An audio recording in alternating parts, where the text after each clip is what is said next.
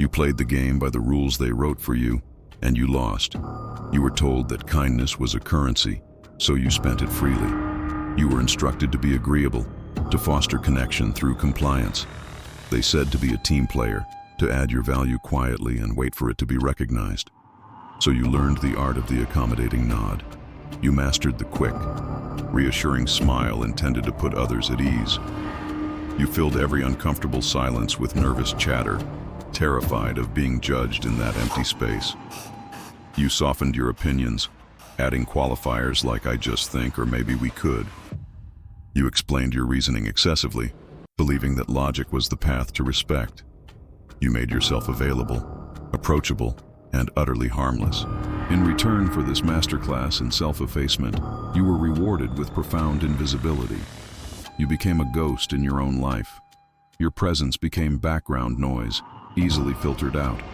Your words started to feel like smoke, dissolving before they could ever truly land. You are the competent man who is always forgotten during promotions. You are the reliable friend, who is always available but never truly desired. A quiet, burning resentment has taken root in your soul because you know you were made for more. You see the other men, the 1%, and you see how they defy the rules you followed. They are not the loudest, nor are they the most eager to please. Their words are few, but they land like thunder. When they walk into a room, the very atmosphere recalibrates around them. Conversations don't just pause, they reset. An invisible gravity emanates from them, and everyone in their orbit instinctively adjusts their own posture. They command a deep, unshakable respect without ever asking for it. You have been led to believe this is an innate gift, a form of charisma you were not born with. That is the most disempowering lie you have ever accepted. What they possess is not a gift. It is a protocol. It is a technology of human behavior, a deliberate system for engineering reality. And today, we are shattering your old programming and installing this new operating system. Let me tell you the story of a man named Marcus. Marcus was, by all objective measures, the most brilliant mind at his engineering firm. His designs were innovative, his work ethic was flawless, his solutions were elegant. But in every meeting, Marcus was a ghost. He would spend weeks developing a groundbreaking concept, only to present it with a hesitant, quiet voice. He would watch as his idea was met with polite indifference. Then, a colleague named James, a man with half the talent but twice the presence, would interrupt. James would take Marcus's core idea, rephrase it with a confident, booming voice, and present it as his own revelation. The room would erupt in approval. The executives would praise James for his bold vision. Marcus would sit there, a fire of rage and shame in his stomach, invisible once again. He was an actor, perfectly executing the role of the overlooked genius. One day, Marcus decided to burn the script. He stopped playing the game of the actor. He started learning the craft of the architect. In the next major presentation, Marcus walked in and did not speak immediately. He stood at the head of the table in complete silence, his gaze sweeping across the room. He placed his notes down slowly, deliberately. When James tried to interrupt with a joke, Marcus held his gaze for 3 full seconds, offering no reaction. The joke died in the air. The room fell silent. Marcus had become the architect of the moment. When he finally spoke, his voice was calm, low, and measured. He didn't present an idea. He unveiled a blueprint. He didn't ask for their approval. He commanded their attention. That day, he didn't just win the project. He won the room. Forever. What you are about to learn is the blueprint that turned Marcus from an actor into the architect of his own destiny. The fundamental schism in the world of men is this: the actor versus the architect. The actor lives in a world defined by others. He is given a stage, a script, and an audience. His entire existence is a performance, a reaction to external cues. He fears the judgment of the audience because their applause is his only source of validation. He is fundamentally reactive. He is a leaf in the wind, his emotional state dictated by the shifting breezes of social approval. Average man has been expertly trained to be a very good actor. The architect, however, does not perform on a stage. He designs it. He does not learn the script. He is the author. He does not crave the spotlight. He aims it. His reality is generated from within. His actions are proactive, not reactive. His emotional state is a fortress, impervious to the praise or criticism of the audience. He does not seek validation from the world, because he is his own source of validation. This protocol is a systematic process for demolishing the stage of the actor and handing you the blueprints of the architect. The first blueprint is the loaded pause. For the actor, silence is a mistake, a forgotten line that invites panic. For the architect, silence is a tool of immense power, a structural element that creates tension and focus. It is the white space on the page that gives the words their meaning. Here is your first official mandate. In your next significant conversation, when you are asked a direct question, you will engage this technique. Do not flinch.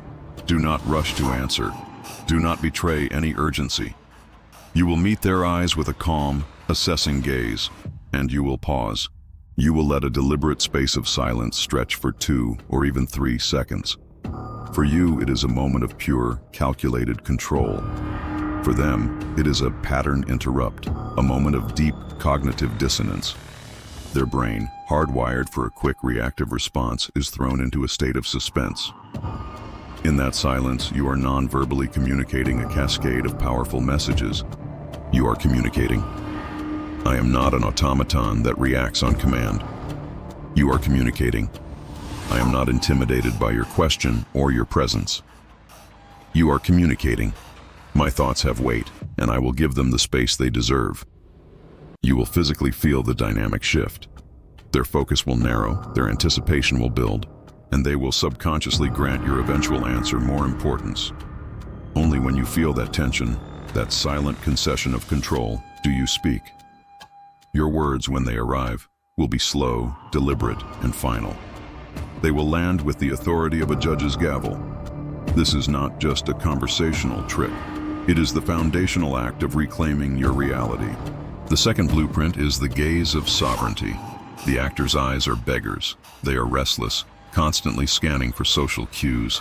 They are the eyes of a subordinate, breaking contact first as a sign of deference. The architect's eyes are the tools of a sovereign. They are calm, steady, and deeply observant. He masters the power gaze, focusing on the triangle between the other person's eyes and forehead, which is subconsciously perceived as a gaze of assessment and authority. He blinks deliberately, not erratically. His gaze doesn't flinch from contact, not out of aggression, but out of an unshakable inner peace. This gaze says, I see all of you, and I am not swayed by any of it. It conveys that you are not being judged. You are the one who is judging. This steady, assessing gaze makes others feel transparent. They become hyper-aware of their own performance, their own words, their own insecurities. They will start to edit themselves, to qualify their statements, to seek your silent approval.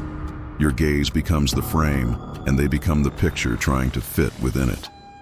The third blueprint is the economy of mass. Actors are filled with the light, frantic energy of the powerless. They fidget, they tap, they make 1,000 useless micro-movements. Their bodies are apologizing for the space they occupy. The architect understands that power has mass. It has gravity, and mass is conservative with its energy. He eliminates purposeless movement. He adopts a profound stillness, a state of conserved potential energy. His movements, when he makes them, are deliberate and purposeful. He reaches for his glass of water slowly. He turns his head with intention. He walks at a pace that is slightly slower than everyone else's, signaling that the world waits for him, not the other way around. This stillness is not passivity. It is a broadcast of supreme control. It is the stillness of a dormant volcano, radiating immense power held in reserve. By eliminating nervous energy, you signal that you are completely at ease in any environment. You own the space you are in. Your physical presence stops being an apology and becomes a statement of fact. These blueprints are the tools, but the masterpiece is the apex frame. The frame is the core reality you inhabit. Every interaction is a silent war between two frames. The man with the weaker frame will always be pulled into the reality of the man with the stronger frame. The actor lives his life being pulled into other people's frames. The architect builds a frame so strong, so absolute, that it becomes its own center of gravity. His frame dictates that he is the prize. His attention is the trophy.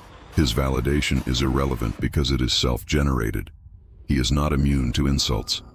He is simply indifferent to them, for they come from actors on his stage, and the architect does not concern himself with the criticism of the characters he has written. He is also indifferent to praise, as seeking praise is just another form of begging for external validation. He is a fortress of emotional sovereignty. When you achieve this, you stop reacting to the world. The world begins to revolve around your non-reaction. You become the sun, and they become the planets. This is not theory. This is a mandate for action. This channel is not entertainment. It is an armory for the mind. Your first official command from the protocol is this. Within the next 48 hours, you will find a moment to execute the loaded pause. Do it with a colleague, a stranger, a friend. Feel the air change. Observe their reaction. Note the internal shift in your own state. This is not an exercise. It is your initiation. After you have completed your mission, return here. Report your results in the comments section. Begin your report with the phrase, "Protocol engaged." Share your data. Learn from the data of others. This is how the architects collaborate.